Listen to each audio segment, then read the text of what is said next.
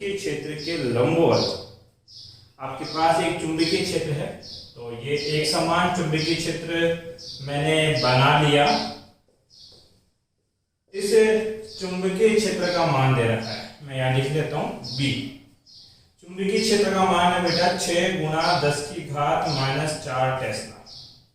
मैं लंबवत 3 × 10⁻⁷ मीटर पर सेकंड की चाल दे रखी। कितनी मीटर के पास? 3 × 10⁻⁷ मीटर पर सेकंड चाल से किसी इलेक्ट्रॉन, कोई इलेक्ट्रॉन आपके पास है और ये लंबवत गति करेगा।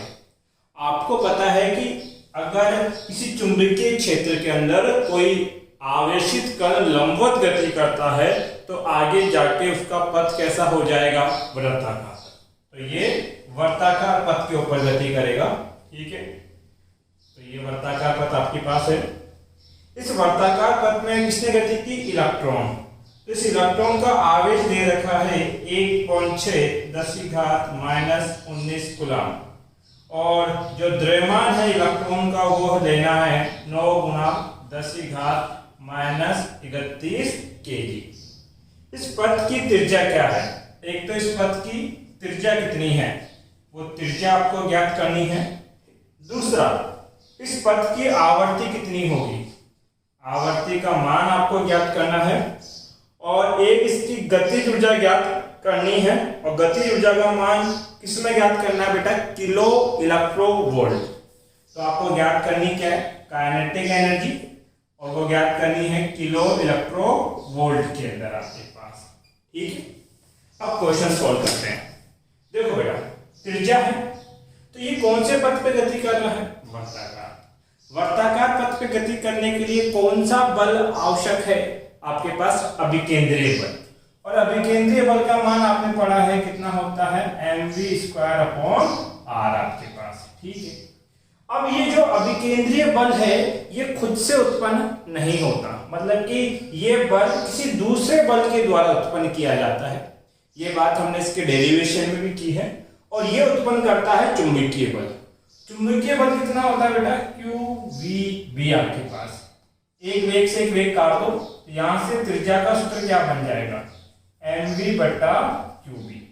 पहला मान मुझे त्रिज्या ही याद करनी है, तो त्रिज्या बराबर द्रव्यमान कितना है बेटा आपके पास? 9 × 10⁻⁻31। 9 × 10⁻⁻31 आपके पास है, गुना आपके पास वेग कितना दे रखा है? 3 × 10⁻⁷ बट्टे में क्या? आवेश 1.6 10⁻⁻19 गुना चुंबकीय क्षेत्र 6 × 10⁻⁻4 6 × 10⁻⁻4। सॉल्व कर लो बेटा इसको। देखो माइनस पहले से कर लो, 7 से -31 काटोगे, 7 में से क्या काटा बेटा? -31, तो ये बच गया -24 आपके पास। ठीक है, अब -19 और -4 -23 होगा। -23 में से -24 काट दो, माइनस का 1 बच जाएगा। अब त्रिज्या का मान कितना होगा? 3 से काट लो, 3 दूनी 6 आपके पास। तो ये है 9 गुना 10⁻⁻1 चढ़ रही है यहाँ पे बट्टे में 1.6 को गुणा करोगे 2 से, तो ये हो जाएगा 3.2 आपके पास। क्लियर है इतनी सी बात? अब ऐसा करें बेटा, इसका पॉइंट हटा दे, पॉइंट हटाएंगे तो ऊपर कितना चला जाएगा? 10 कितनी? 1 -1 +1 कैंसिल आउट, तो त्रिज्या का मान आ गया 9/32। अब 9/32 को हम लोग सोल्व कर लेंगे तो उसका मान कितना आएगा देखते हैं। कैलकुलेटर ये रहा, 9/32, तो बेटा ये मान आया 0.28125 मीटर आपके पास। ये इसका क्या हो गया? आंसर। दूसरी चीज हमें क्या ज्ञात करनी है बेटा? इसकी आवर्ती। ठीक है, तो आवर्ती के लिए हमने सूत्र बना लेते हैं पहले। आवर्ती जो होती है वो व्युत्क्रम होती है किसके? आवर्तकाल के। किसकी होती है? आवर्तकाल। अब सुनना बेटा, आपने मान पढ़ा है वेग बराबर होता है दूरी बट्टा समय। तो यहां से समय को उधर भेज दो और वेग को नीचे ले लो।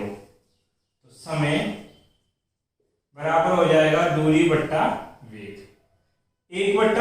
टी क्या है? आवर्तकाल अर्थात समय। तो समय का मान ये रहा आपके पास, मान रखो समय का मान क्या है? दूरी बट्टा क्या? वेग। वेग कितना? v। और अगर ये वर्ताकार पथ पे घूम रहा है तो एक चक्कर में कितनी दूरी तय करेगा? इसकी परिधि के बराबर। परिधि कितनी होती है? 2πr आपके पास है, ठीक है। अब देखो ये किसका मान निकल गया आपके पास? आवर्ती का। बड़ा आसान है यहां से। तो n बराबर वेग का मान कितना है? वेग का मान है 3 गुना 10⁷। 3 गुना 10⁷ बट्टे में 2। पाई का मान कितना है? 3.14। और त्रिज्या का मान कितना निकाला आपने? त्रिज्या का मान निकाला बेटा 0.28125 आपके पास।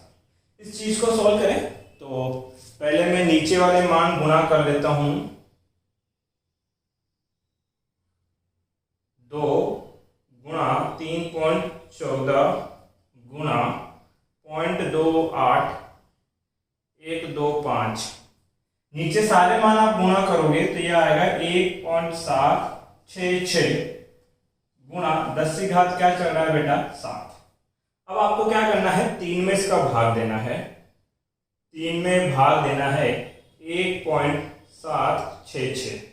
भाग दोगे तो n बराबर आएगा 1.69 गुणा क्या चल रहा है? 10⁷। ध्यान देना बेटा यहाँ पे, ये जो 1.69 है इसको मैं क्या लिख सकता हूं बेटा? 1.70 गुणा 10⁻1 गुणा 10�6। 10�7 के मैंने 2 टुकड़े कर दिए, 1 गुणा में क्या बेटा आपके पास? 6। अब देखो 10 को जब इससे गुणा करोगे ये तो हो जाएगा 17। और ये जो 10�6 है इसको लिखते हैं बेटा मेगा। 10�6 को क्या बोलते हैं? मेगा। और आवर्ती का मात्रक क्या होता है आपके पास? ये आपके पास, तो ये हो गया बेटा हर्ज। आवर्ती का मात्रक होता है, तो आवर्ती कितनी आई बेटा? 17 मेगा हर्ज आपके पास है। अब जो अगली टर्म आपको ज्ञात करनी है वो क्या है? इसकी गतिज ऊर्जा। और गतिज ऊर्जा का सूत्र आपने पढ़ा है, कितना होता है? 1/2 mv² आपके पास होगा। 1/2 एडिटिज। द्रव्यमान कितना लेना है? 9 गुणा 10⁻−31। 9 गुणा 10⁻−31 गुणा में वेग। वेग कितना है बेटा? 3 गुणा 10�7। इसका स्क्वायर करोगे तो 3 का स्क्वायर कितना हो जाएगा? 9। और 10�7 का स्क्वायर 14, क्योंकि घात पे घात होती है, घाते गुणा होती है।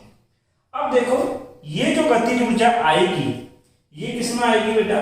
जूल में। किसमें आएगी? जूल में। जबकि हमें गतिज ऊर्जा किसमें पूछी है? किलो इलेक्ट्रो वोल्ट में। तो पहले इसको इलेक्ट्रो वोल्ट में हम लोग कन्वर्ट करेंगे।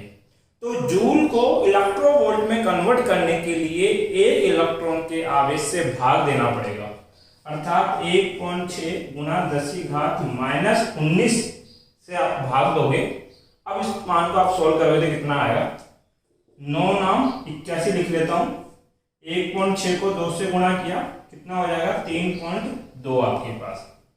अब ध्यान दीजिएगा, तो 14 और 16 30 होते हैं 17।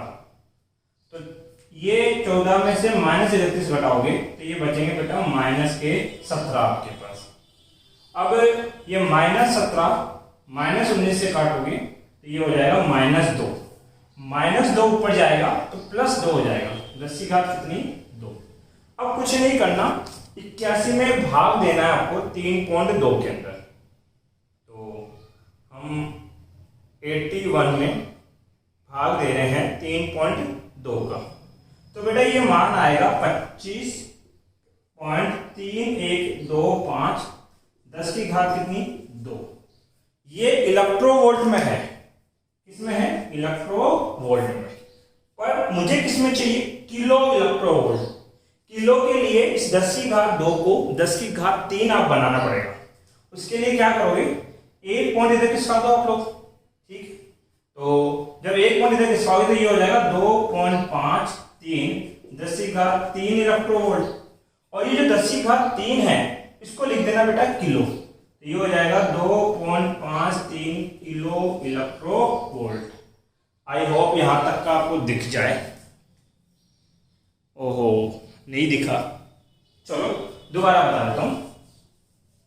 चलो यहां तक दिख रहा होगा इतना सा सेक्शन। तो ये 2.53 गुना 10 की घात 3 इलेक्ट्रोवोल्ट है। ये जो 10 की घात 3 है इसको हम लिखते हैं बेटा किलो, तो ये गतिज ऊर्जा का मान हो जाएगा 2.5 किलो इलेक्ट्रोवोल्ट। ये हमारा क्या हो गया आंसर। थैंक यू बेटा।